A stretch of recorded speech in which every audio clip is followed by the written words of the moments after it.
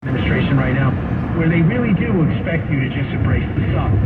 It's a term we used to use in my prior line of work. Things are really bad, you just get used to them sucking, and that's sadly what's happening to America right now. Someone sent me a term from sociology or psychology during the break on Facebook. I forget, it's some kind of bias where people just, they embrace the horror and they just don't think it's going to get any worse, so they just accept it.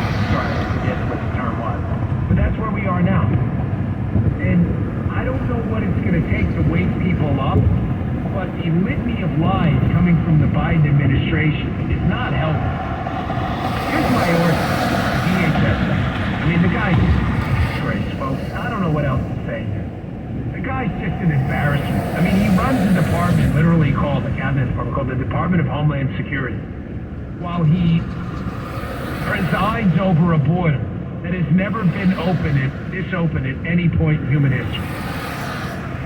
We're going to have, by the time the Biden administration leaves office, probably upwards in the neighborhood between gotaways and people who have been caught coming in, probably upwards in the neighborhood of 10 million people in the country who should be.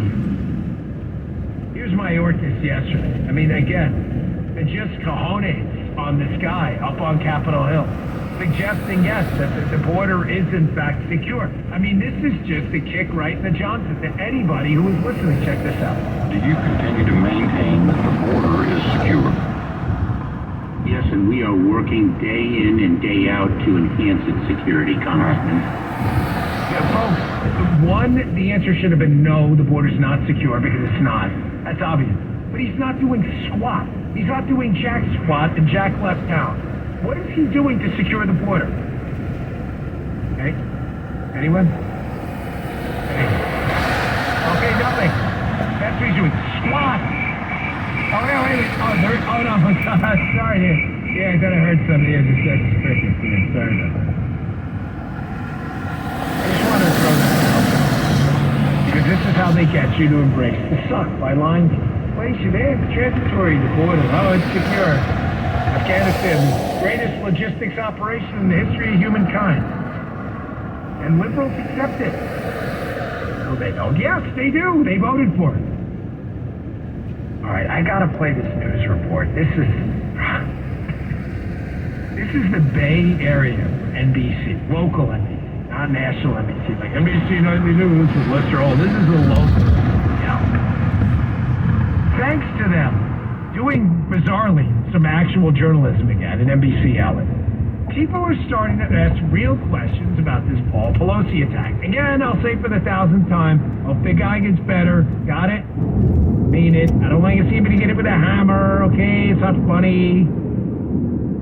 However, it's a national story for a reason. And one of the reasons it's a national story is because he happens to be the husband of one of the most powerful women on planet Earth, Nancy Pelosi. So if it was a politically motivated attack, regardless of if it's a pro or an anti-conservative narrative, I don't care. I want to know the truth. I don't care if it hurts conservatives or whatever. I don't care. I just want the truth, right? I don't play these games the liberal media people do. And the story we're initially told that some MAGA lunatic broke in and smashed this guy with a hammer in a politically motivated attack, hey, maybe true. But if it's true, why does everybody keep lying to us? And if it's true, why can't we see the body camera footage? And if it's true, why is the Department of Justice lying in their paperwork? The Department of Justice, and I believe the San Francisco DA's office, filed different sets of paperwork in their charging document. But they told two completely different stories about who answered the door. Now, folks, I will disagree with the NBC News reporter here. This is not a seemingly innocuous fact here who answered the door. If Paul Pelosi was under attack by a deranged, MAGA-loving, hammer-bearing lunatic, then why did the guy let him answer the door? Guys, listen, I'm not messing with you. It's not that I was a cop at one time that I asked these questions. It's just that I'm a sane person. Who knows? Maybe the guy was that crazy